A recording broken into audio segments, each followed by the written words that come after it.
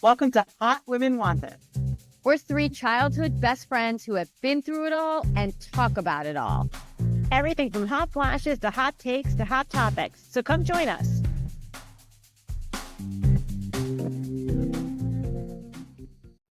Hi, Hotties. Welcome to Hot Women Wanted.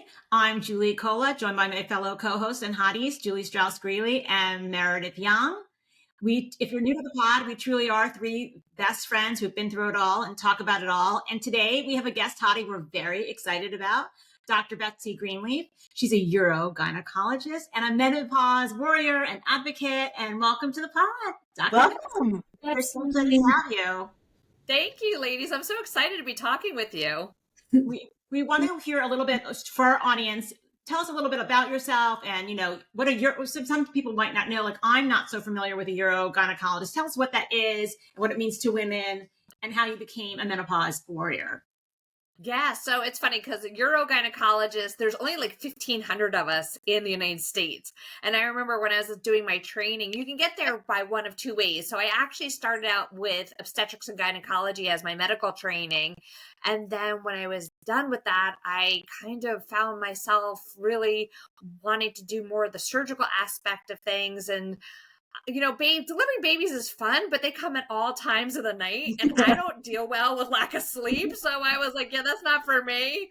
So I remember when I came home and I told my mom that I was going to be doing 2 more years of training in urogynecology. She was like, what is that? Is that European, fancy, something like Euro Disney? But in fact, it actually has to do more with pelvic health and more urology, dealing with the bladder. Urology. So urogynecologists really deal with everything from the belly button down and the thighs up. So it's even more than the bladder. It's the bladder, it's the reproductive organs, it's the rectum, it's the muscles, it's the nerves. We deal with everything in that area. So wow. Yeah. And then you do surgical stuff specifically within that as well?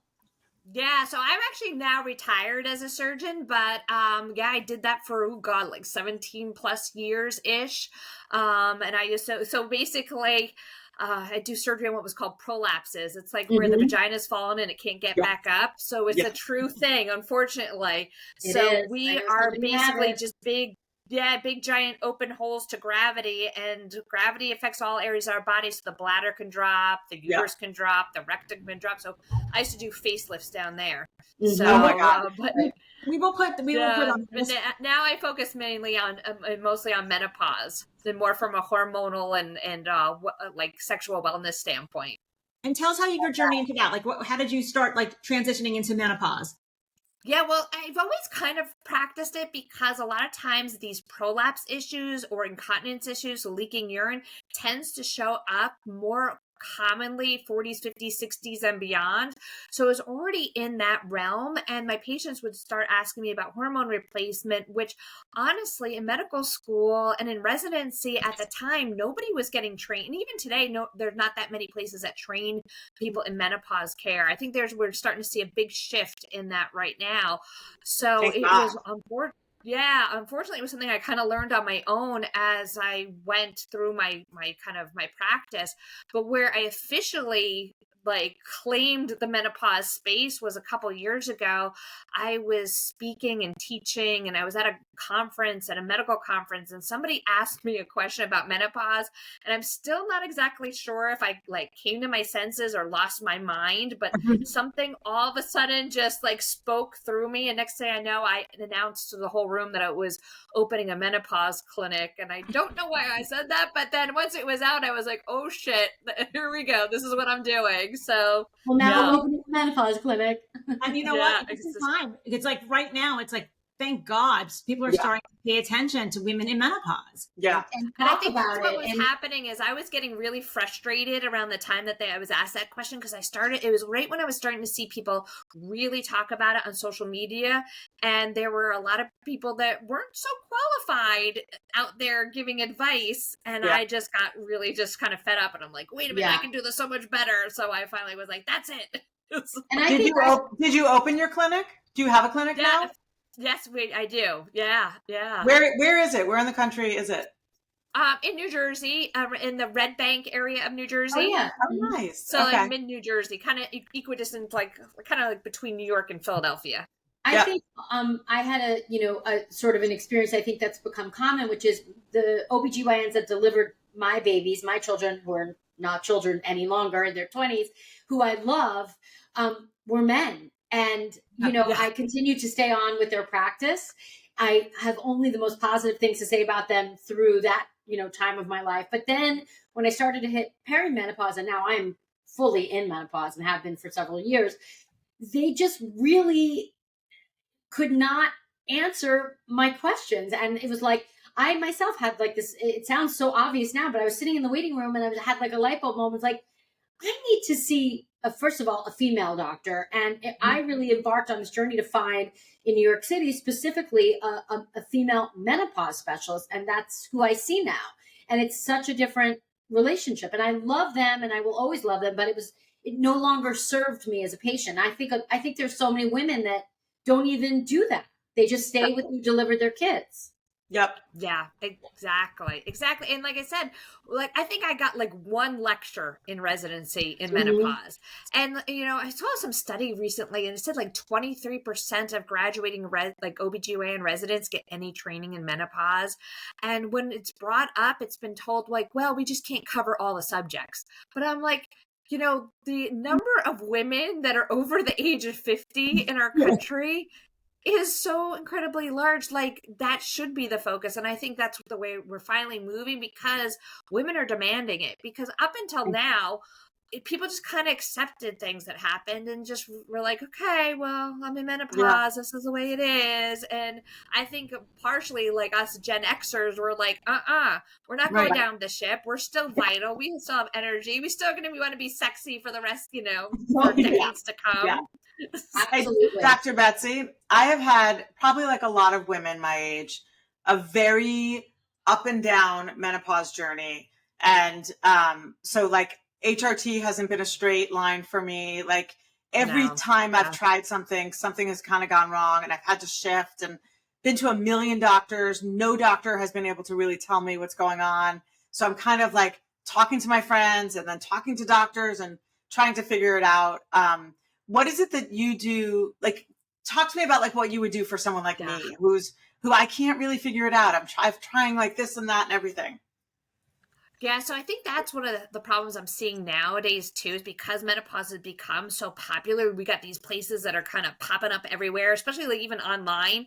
You can go these online places and just have hormones thrown at you. Right. However, hormones, and this is the thing that I always bring up, hormones are just a tool in our toolbox. And the tool doesn't necessarily work right if the body isn't prepared for it to work right. And so, like, for example, like I could give you all the hormones in the world, but if your body is sensing some kind of stress or inflammation that comes in many different, like stress and inflammation can come in many different things, from not getting enough sleep to eating inflammatory diets to emotional stress to, financial stress to exercising too much. That's not a problem. Not drinking enough fluid, like all those things, if the body is under stress, it's not going to use the hormones the way it should. And in fact, actually, you can back convert the hormones that we're trying to give you to get them to to get the result. You can back convert them into cortisol, which is a stress hormone. And that just causes a whole nother set of problems and actually worsens inflammation and disease. So it's really looking at the whole person. And one of the things that I really get into is looking at the gut microbiome, which is there's a lot of science coming out with the microbiome, which is the type of organisms and bacteria that are lining our gut. And they're actually finding that the gut actually may be smarter than our brains when it comes to running the body. And so if the gut is not right, hormones aren't going to be in balance. So I tend to look at the gut first and then also look at lifestyle and what are the stressors, so we can optimize all that so that when and if we do add hormones, the hormones have a better chance of working. How do you check the gut? What do you do to do that? So I joke it's the poop in the box test. So it is giving a stool sample. There's many companies out there, but what I like is doing what's called a microbiome test. Is you literally poop in a box and you send it through the mail, and there are companies Lovely. that will process it and take a look and see what kind of bacteria are present. And sometimes, here's the thing: is with our gut health, like 90% of our happy hormone is made in our gut. So when we're getting those mood swings in perimenopause or menopause or beyond, the question is it the hormones, or is it the fact that maybe our gut is off and we're not making enough happy hormone, which can then put us at a higher risk of mood swings and depression and anxiety. So, and our 80% of our immune system is made in our gut. So if our gut's not healthy, that can, add to all these other symptoms. So there are some proponents that say, like, all right, you don't necessarily have to do these fancy microbiome tests. And I agree, you don't always have to, but if you're not getting answers with doing simple things, then those tools are available. But the simple things are eating whole foods.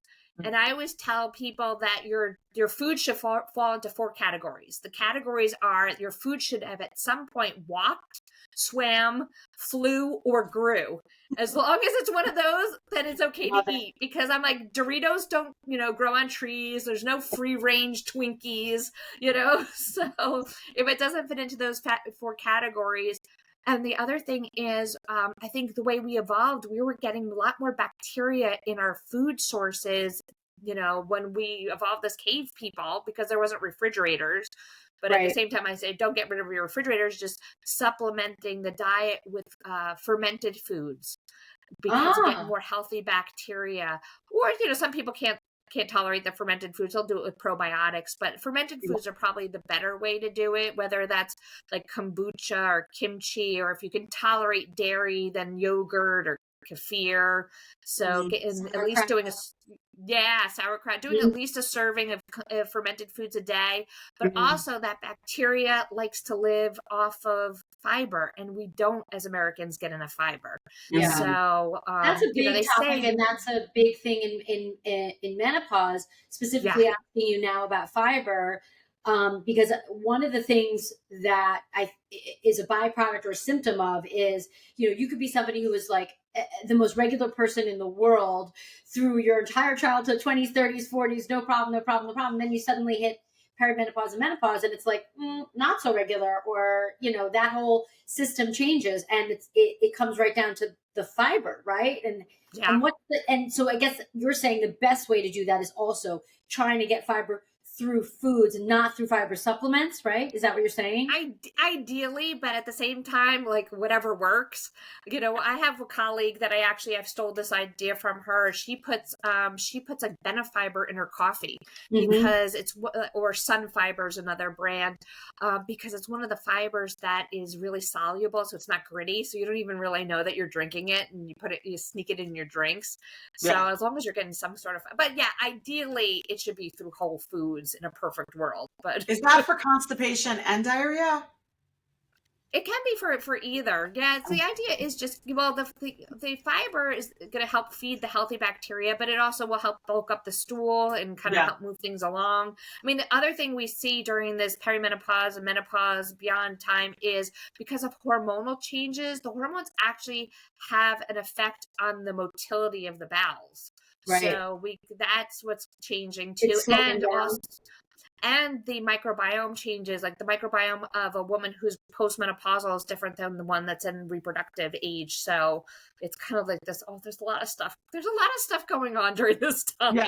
Well, it's like us versus Cola, who's still in childbearing years.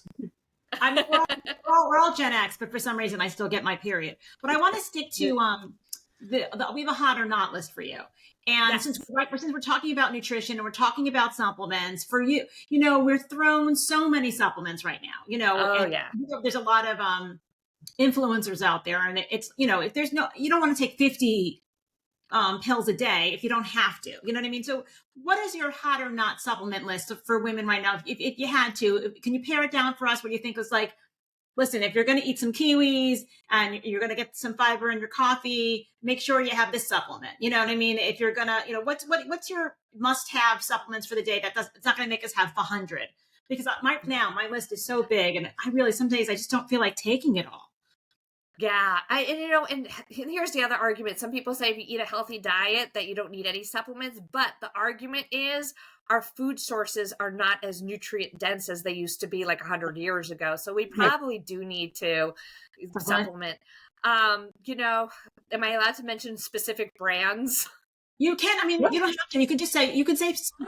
Absolutely, they're not going to be upset. Yeah. If there's something you love, we'd love for our listeners to have it.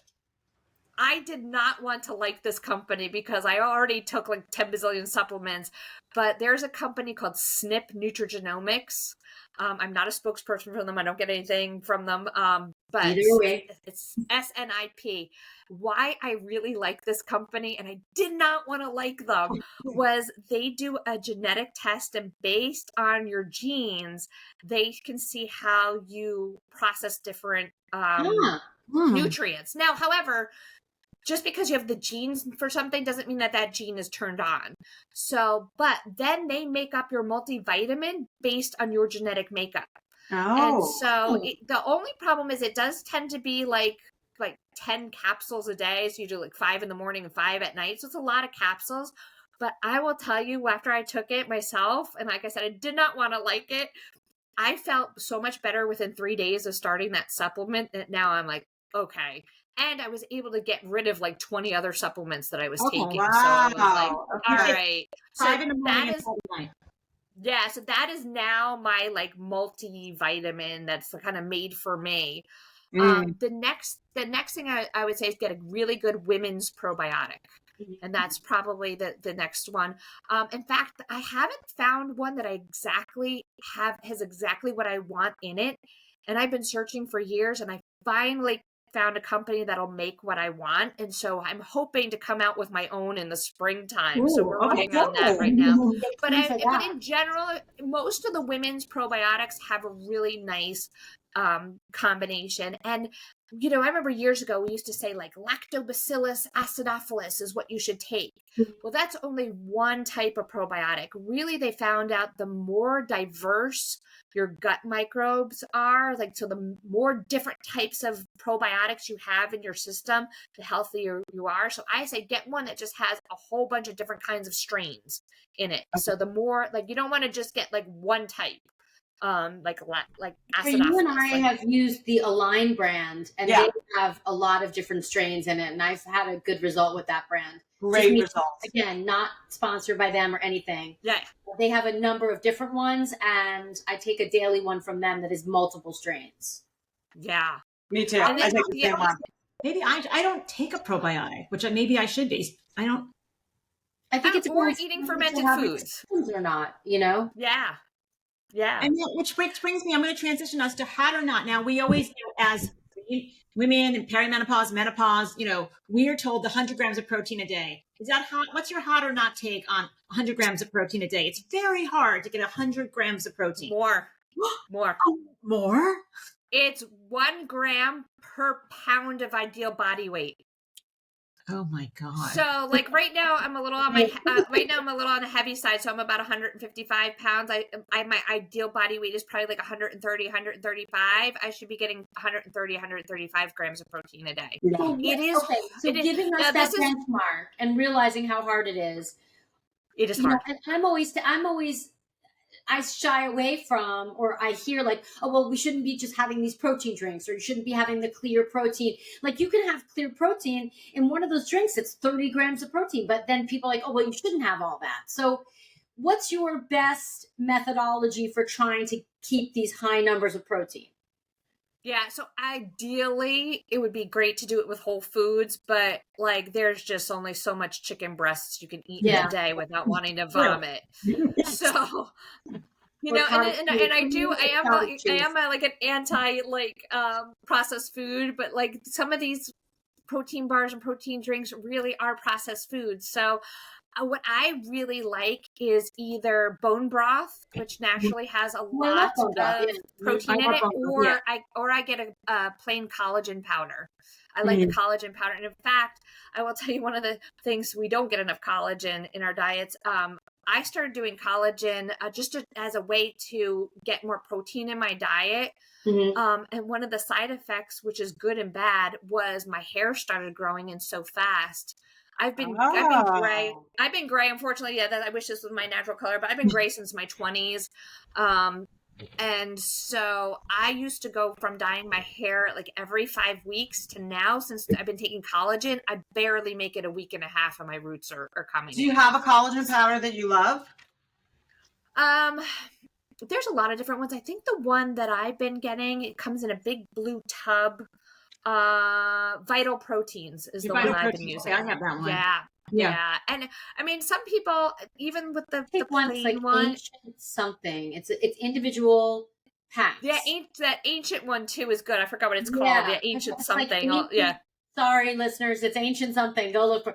But it, why I like that, in addition to not want to have my counter filled with 9 million now tubs of stuff, is it comes in a daily like individual thing, and that also you can mix it into your liquids, whatever your liquid is. You can mix it into water, you can mix it into coffee, whatever your morning drink is, and it's just you just empty out the sleeve, and that's the one I've been doing that. But it also helps with inflammation. I happen to have psoriatic arthritis, and I noticed when I take the collagen and I take it regularly, it actually really helps with some of that achiness and some of the joint stuff that got a lot worse when I went into menopause. I always have had arthritis. I've known about it for a while, but it went through the roof when I started to hit menopause, and that's really helped. Yeah, it's also because it's very gut healing, and a lot of the inflammation we see with arthritis is coming from gut inflammation as a source. So it's all kind of connected. It all comes back to the gut. Let me say this, Dr. Betsy, and it's a little bit off topic of the protein, but back to supplements. I did take creatine. I got like hooked on that, and my doctor, I went for my physical, and my doctor, who happens to be a man, was like, what are you doing to your kidney? Like your kidney, like off the charts. And I was like, I'm taking creatine. He's like, why are you taking creatine? You are healthy. You're doing great. Come off the creatine. And so I did, because I was panicked about my kidneys. But have you heard that before about the kidneys with the creatine? Yeah, unfortunately with the creatine, and even with protein, that's something that just the kidneys do have to be monitored from time to time. But at the same time, creatine is really good for muscle and for brain health.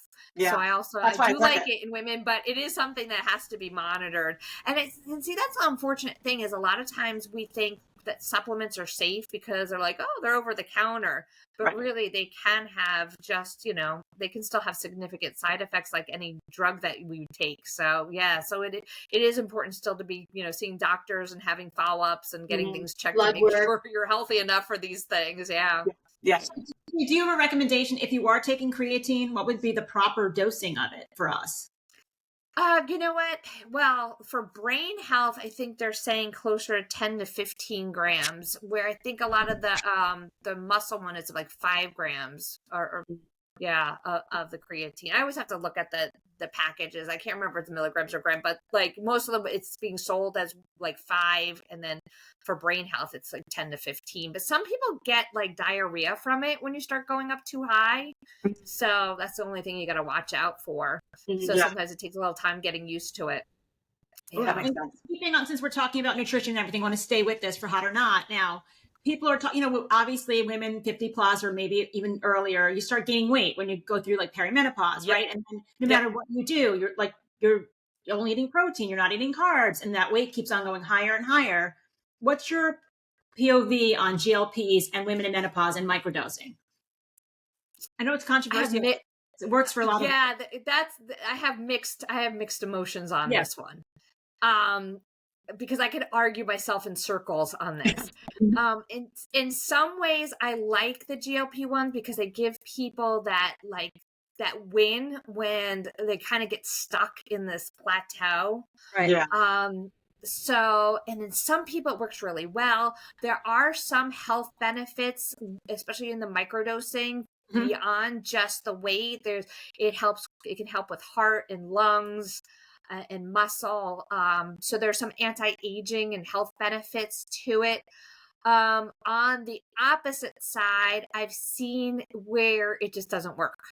And this is where, because if the body is inflamed because of something else, or stressed, all the GLP-1s in the world are not going to do a thing, because if your body is stressed or inflamed, you will tend to hold on to weight. Great. And especially I've seen just women in that perimenopause, postmenopause time period where it just doesn't work. And we don't have any great explanations. So when you say that, you're saying they're actually taking it and they're just not losing.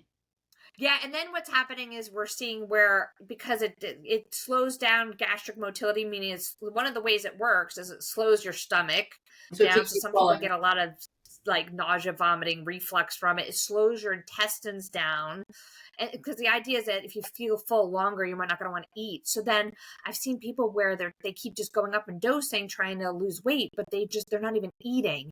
And if we don't eat a certain level of food a day, we could potentially like be putting our metabolism to sleep. Yeah. So it kind of like counteracts itself. It's like, all right. I will tell you myself, I saw my friends losing weight and I was trying to do everything the natural way. And I got desperate. I was like, all right, everyone's losing weight on this. So I put myself on it, and I got up to 10 milligrams of the tirzepatide, which is pretty high dose. But I did not lose 1 pound. I did it for 5 months. Did not lose anything on it. Wow. And I've seen it with other people, but I was like, oh, that's not going to happen to me. And I know to eat right. And I tried everything, and nope. Since there's people who've lost like initially and then they stop losing, but I also think that's also more like stasis. Like at some point you shouldn't keep losing weight. Like at some point it should just be regulating so you're not gaining, but you're also going to come to a point, I would imagine, where your body's not going to lose more weight. Like it shouldn't. I don't know. Yeah, I think that's what the people. And the thing is, you can't control where you lose them. Yeah, and you also can't control where you're losing it. So there's some phenomenons that we're seeing from the fat. Like it would be nice if you could be like, all right, I just want to lose it in my butt, or I just want to lose it in my stomach. But no, like you can't pick where it's going to happen. So they're seeing what's called Ozempic face, where people lose their fat pads in their cheeks, which makes them look more aged. Mm-hmm. We're seeing Ozempic butt, where people are getting these flat butts because they're losing all the fat in the butt. And then they're also getting, it started off with Ozempic. That's why it's named after Ozempic. Yeah. We're also seeing Ozempic vulva. So that is not good. You start losing the fat pads and the vulva, and it can make, depending on what you do for sex, can make sex uncomfortable because you're losing some of that cushioning. Wow. Oh, yeah. Well, yeah. Keeping with fun topics. Okay, ready? I know what you're going to say, but we're going to say hot or not cocktails. We love cocktails. We love our cocktails. I love cocktails too, but from a medical standpoint, it is a not, because alcohol can increase our risk of breast cancer. Right. So it affects the way we metabolize estrogen. So, and in fact, even it's like no more than like 2 drinks a day, or more than, I forgot what the number is, like no more than like 7 in a week for women is considered like too much. So yeah, it drastically increases our risk of breast cancer. So even the wine, we say like, okay, there's all these, like there's resveratrol, which is anti-aging. Like you would have to drink a lot of wine to get the health benefits of resveratrol that's in the grapes. So I think I don't metabolize it well anymore. It's not, I wasn't even necessarily connecting it to breast cancer, which of course I should have been, but since menopause, I genuinely, it's beginning to affect like my desire for it, because I generally, even if I just have 1 or 2 drinks, I have such a physiological response to it the next day. I'm completely swollen. Yeah. A lot of my arthritic symptoms come back.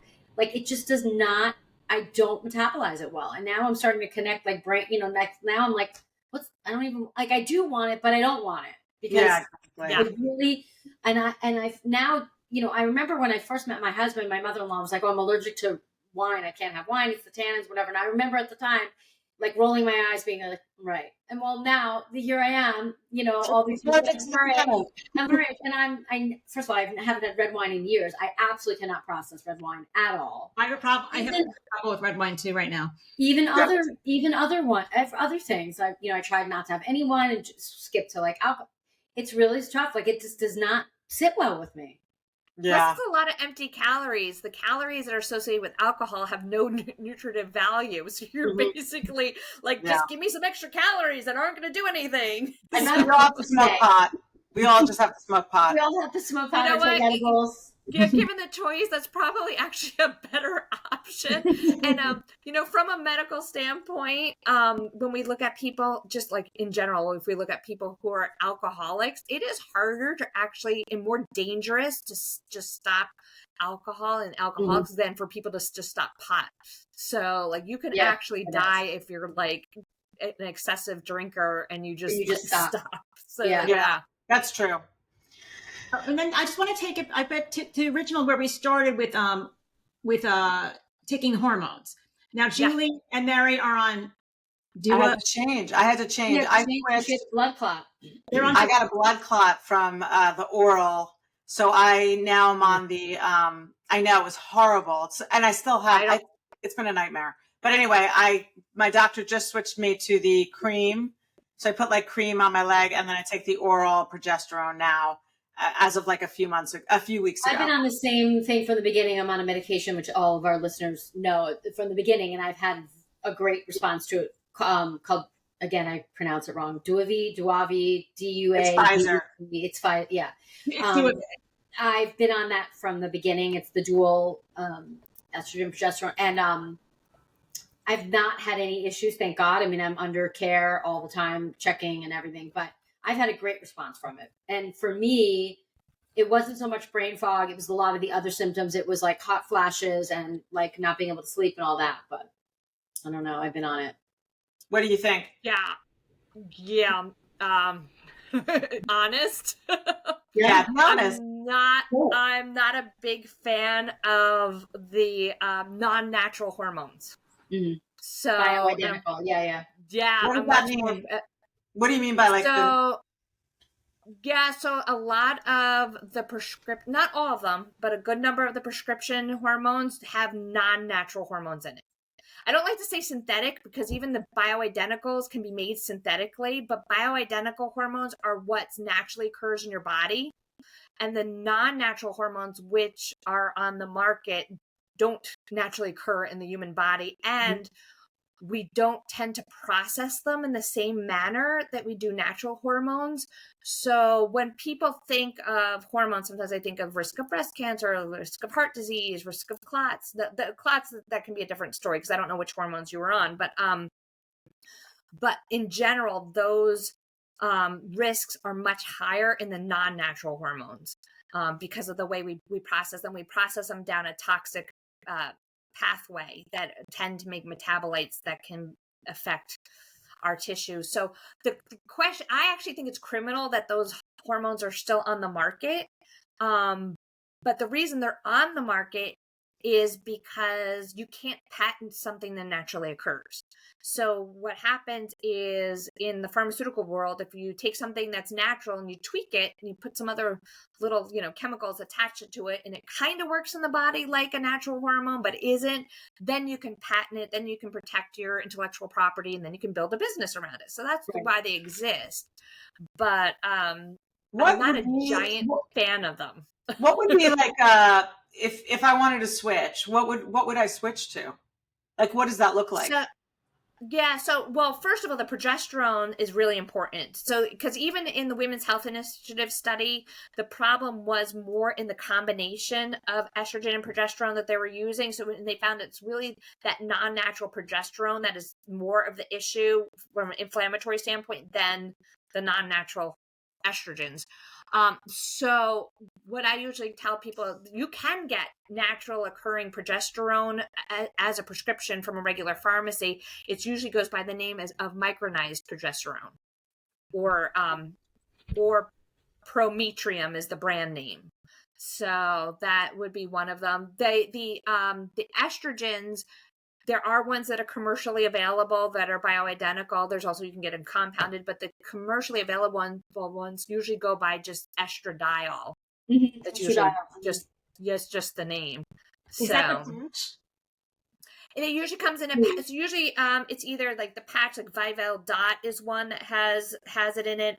There's a spray called Eva Mist, and then there's a gel that's called Divigel. Those are the ones that tend to be the more natural occurring ones.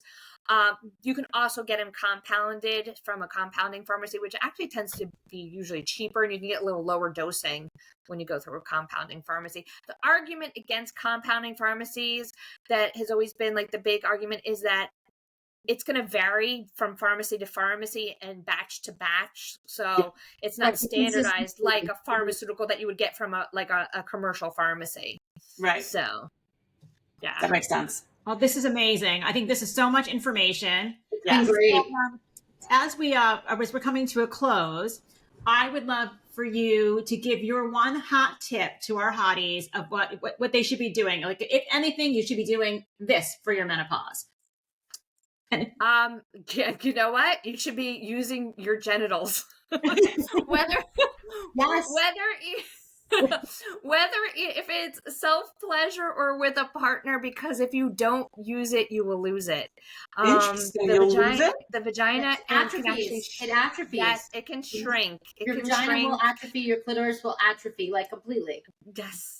And blood flow is the key. So the more you use it, the better, the better it functions. So there's things we can do to reverse it, but really it's kind of like exercising. You wouldn't go like years and years without exercising, then all of a sudden run a marathon. You got to kind of condition and keep things going. So, but you got to get all the other parts there, because we are women after all, not men. So it's like, you have to desire it. You have to be lubricated, like all these other things, unfortunately, for a lot of women fall by the wayside in menopause or in they start to have these other symptoms, and it's like a continuum, you know what I mean? But yeah, it's so funny.